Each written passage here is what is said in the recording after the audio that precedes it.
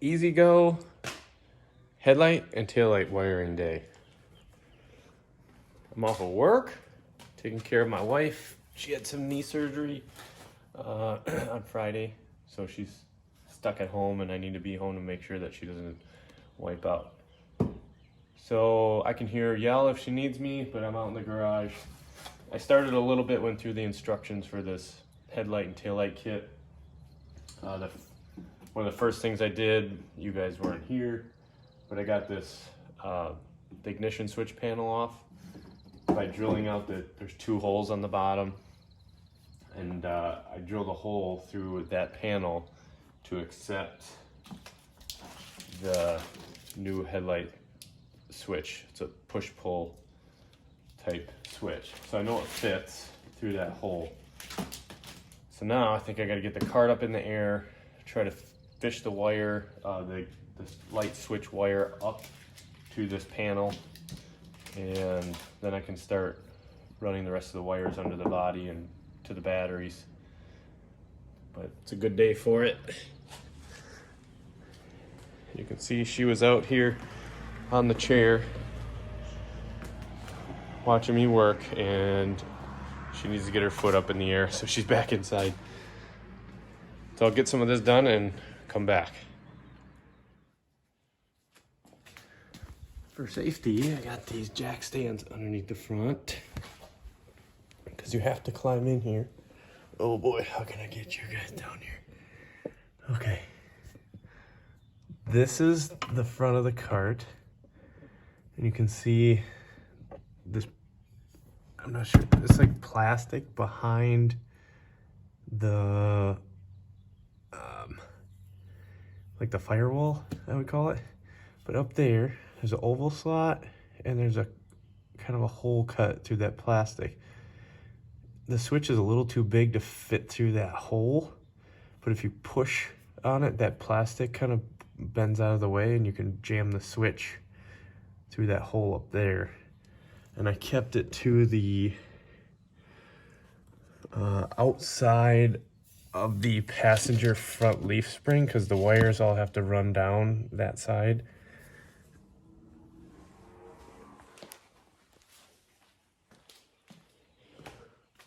Then you can reach your arm down in this hole and I could grab the wire and the switch out of there. So now this will get mounted into this hole. I think this first nut is to set how far you want the switch to poke through that plate, and then there's like a jam nut that you add to the outside. It's more of a finish nut. And then once you're done mounting this, you just rivet that panel back to the cart. So I'll do that. So I got the front end of this knob put back together and the panel slid back in. I have these aluminum rivets laying around. It almost looks like the plastic behind this panel, like the hole is too big to actually catch the rivet. Yeah, so I'm gonna have to come up with something else for there. I don't know if I've got a bigger rivet or not. I'll go and check. Okay, let's try that again. I had these screws. They fit snug enough that they don't push through the plastic hole. So as you should be able to thread it in there, and it'll kind of cut its own threads into that plastic.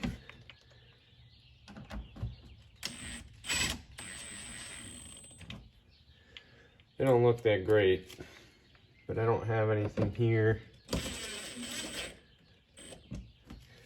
to mount that again. So maybe I'll get some plastic rivets from the auto parts store some other time, or probably not. Maybe if I just painted them black, they kind of disappear, but they're kind of chunky in there. I don't like them. But so that's set. Now I can start running the wiring under the passenger side and back to the batteries. It says to run it on the passenger side in the instructions. There's a nice slot down here to like run the wiring up through. I'll get going on that next.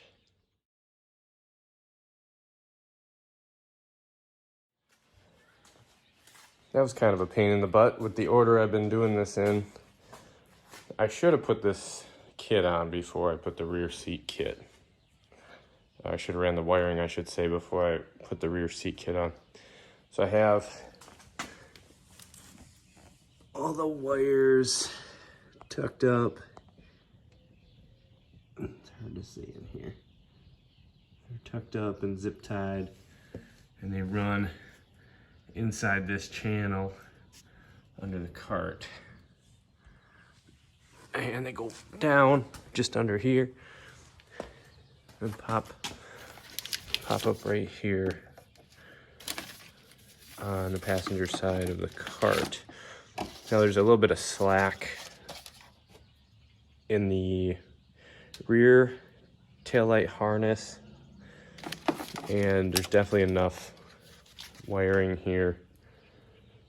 If I wanted to connect these direct to the battery, I could, but I have a 12 volt converter just so I can draw power from all 6 batteries instead of just 2 at a time.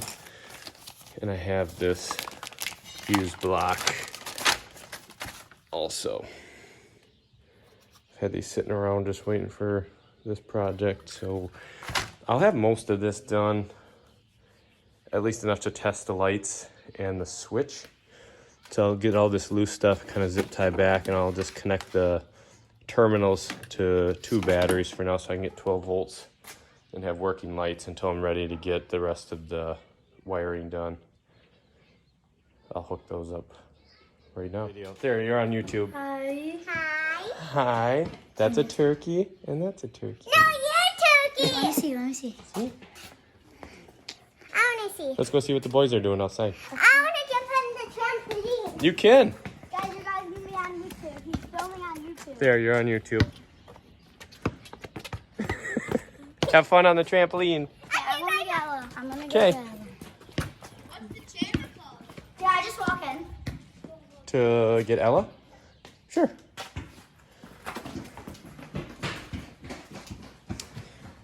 Okay, I got the wires zip tied back. Positive from this battery, negative from this battery. So we have 12 volts running to this. And I'm gonna get this light switch pulled, and it works. I didn't get the deluxe kit for this, so there's no blinkers and brake lights, no horn, no hazards. But at least we can drive it at the campground now. That's off. That's on. Sometimes we have big tumbler size cups in the cup holders here. I don't know if this knob will actually get in the way or not. If I need the headlight on, it kind of sticks out into the cup holder area. But if it's a problem, I can always move it. That's pretty much it for this until we start wiring up the fuse block and the 12 volt converter. But that'll be for another video. Thanks for watching. Looks like we're not going to start a new video series. That last set of clips I had just seemed a little too short. So we are back in the garage working on the EZGO. On our other golf cart, the person that owned it before us, they had a switch just like this added that would kill power to the 12 volt power inverter.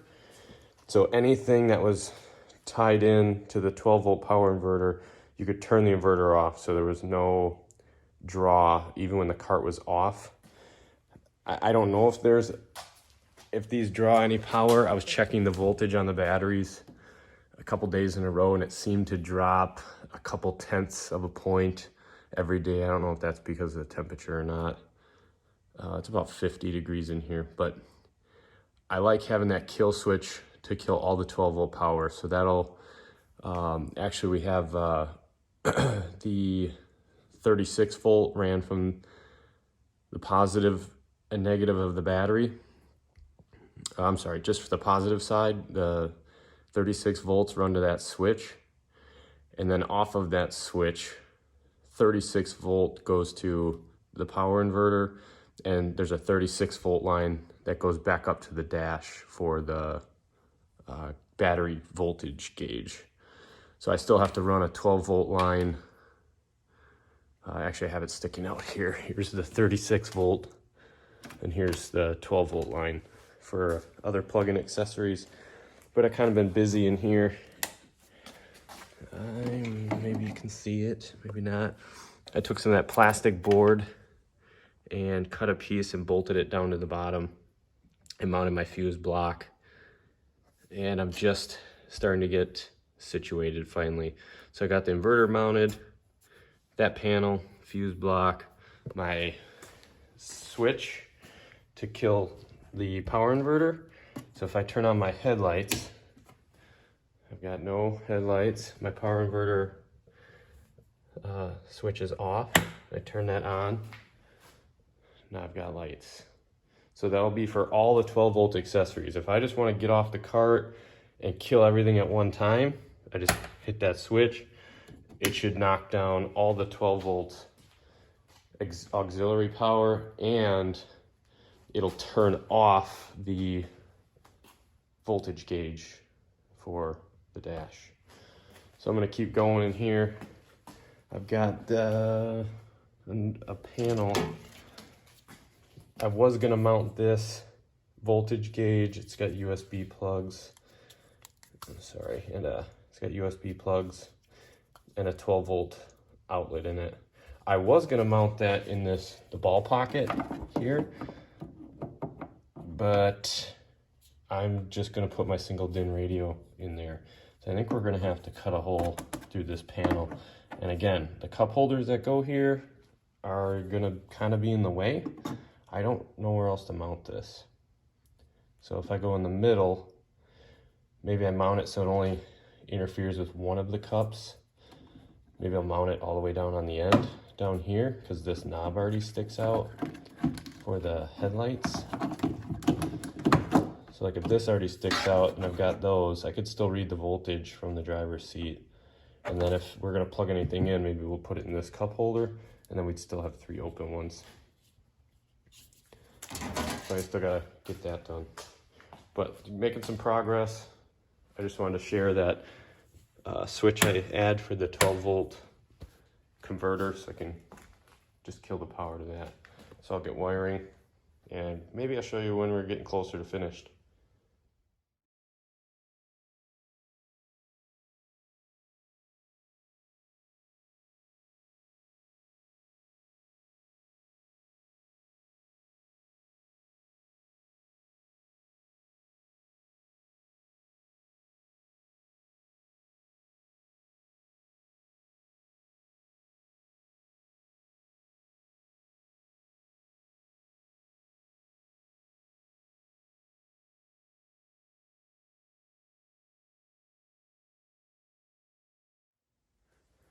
All right, everyone, I'm pretty much done for today.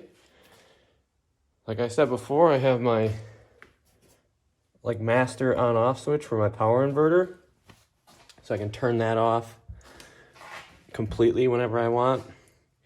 And I got the dash figured out.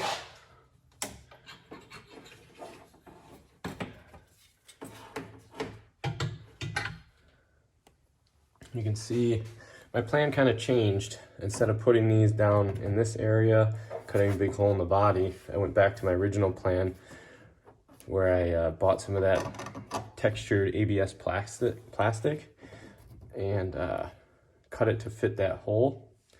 And now when I turn my power inverter on, I have the battery voltage before the power inverter, and then how much the power inverter is putting out. I have USB, charging phones, and then just a standard 12 volt socket. And make sure the lights still work. I'm pretty happy about this. I like this setup better than what I have on our other cart. So I'm all done for now. Maybe some other time we'll get the stereo finished, and I gotta get some power up towards the roof for the roof lights. But that'll be another day. Thanks for watching.